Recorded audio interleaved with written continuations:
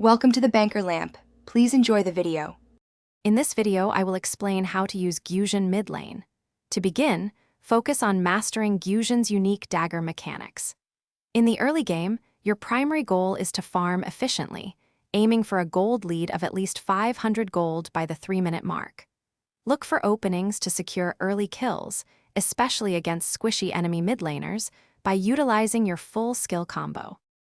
As the mid-game unfolds, your focus shifts to impacting other lanes. After pushing your own lane, look to roam to either the top or bottom lane. Your mobility allows for quick rotations and surprise ganks, often turning a 2 versus 2 into a 3 versus 2.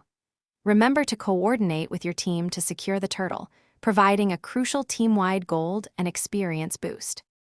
During the late game, Gusion becomes a potent assassin.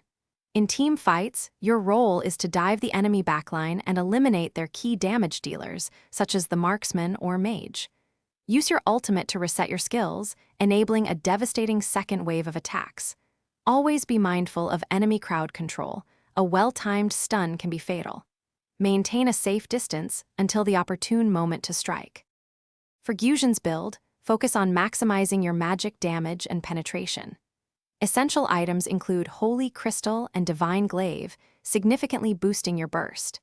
Depending on the enemy composition, a defensive item like Winter Truncheon can provide crucial invulnerability. For emblems, the Mage emblem is ideal. Consider Mystery Shop for a 10% gold discount on items, or Impure Rage for extra damage based on enemy health. Thanks for watching. If this was helpful, leave a like and consider subscribing. See you next time.